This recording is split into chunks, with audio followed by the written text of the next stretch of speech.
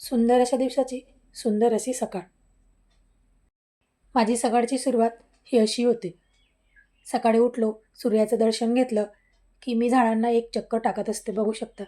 त्यांना पाणी टाकणे, सुकलेले पानं, फुलं साईडला काढणे, एक हात तरी त्या झाडावरून फिरवणे. निसर्गाचे नातं त्यामुळे दृढ होतं आणि एक सकारात्मक आणि पॉझिटिव्हिटी नेहमी दिवसभर आपल्या मनात सुरू राहते. रामकृष्ण हरी मंडळी, कशा आहात? मजेत ना? अशाच मजेत, आनंदित आणि उत्साहित राहा. महाशिवरात्रीच्या तुम्हाला खूप साऱ्या शुभेच्छा. आजचा दिवस अत्यंत शुभ आणि पवित्र असा दिवस आहे. वर्षातून येणारी ही महाशिवरात्र मोठी शिवरात्र असते. शिवाच्या पिंडीवर पाण्याने, दही दुधाने आणि नंतर शहदाने अभिषेक केला आणि पुन्हा पाण्याने अभिषेक करून मूर्त पुसून जागेवर ठेवली. आणि बघू शकता, शिवांना पांढरे वस्त्र खूप आवडीची आहे, शांतता प्रिय असतात. शिवांना जी आवडीची वस्तू आहे ते आज अर्पण केल्या जाते. उपवास, अभिषेक, बेलपत्र आणि पूर्ण भक्तिमय वातावरण होऊन जातं. आजच्या दिवशी शिवांची जेवढी पूजा करा तेवढे भक्तिभावाने आपल्या मनात आत्मशुद्धी होते. त्याचप्रमाणे हा शिवरात्री ही भगवान शंकराची अत्यंत पवित्र असा दिवस मानला जातो.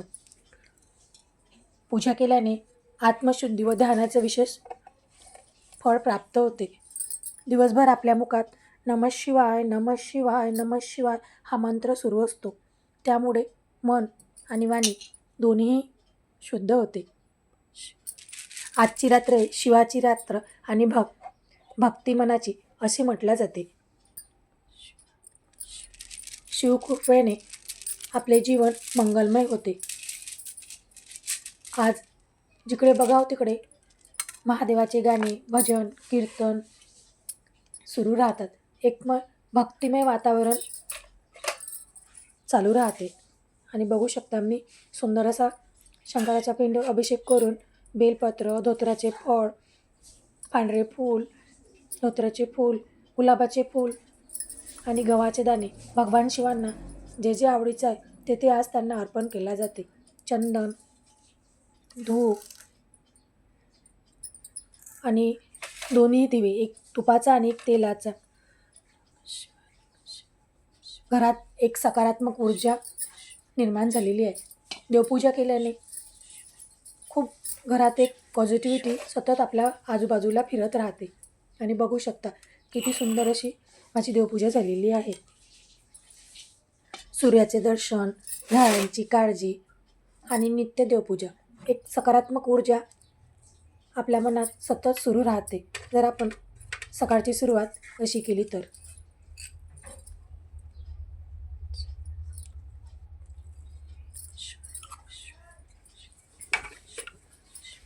भगवान शिवांना थोडे गहू अर्पण करावे. आपल्या घरात सुख, समृद्धी आणि शांतता नांदावी यासाठी, आपले दुःख दूर व्हावे, आपल्या संसारातील येणाऱ्या अडचणी दूर व्हावा यासाठी या शिवरात्रीला भोलेबाबा आपल्याकडून जेवढी होईल तेवढी त्यांची भक्ती करायची आहे.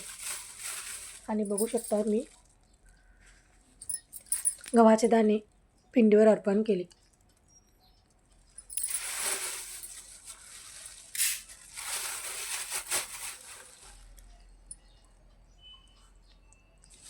आमच्याकडे सर्वांनाच आजच्या दिवशी उपवास असते.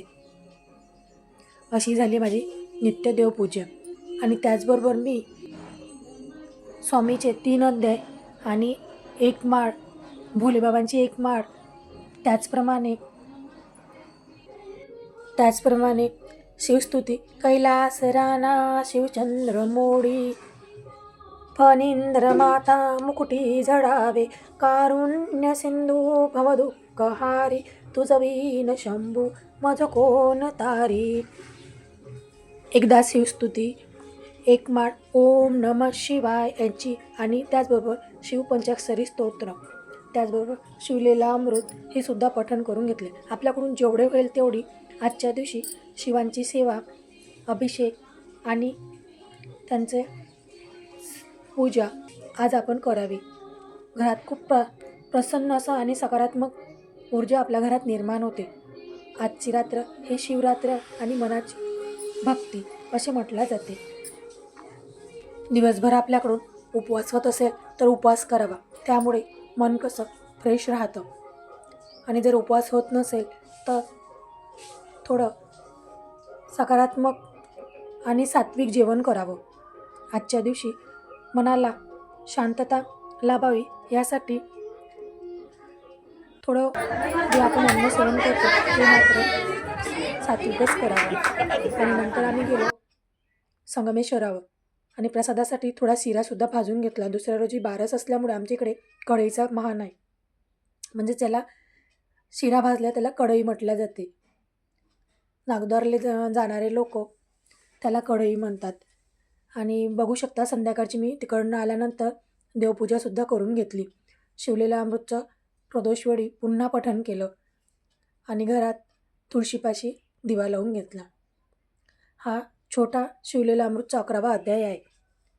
एरवी मात्र शिवपार्वतींचा फोटो पूजेत ठेवला जात नाही, पण आजच्या दिवशी दोघांचाही फोटो पूजेत ठेवावा आणि त्यांचे पूजन करावे.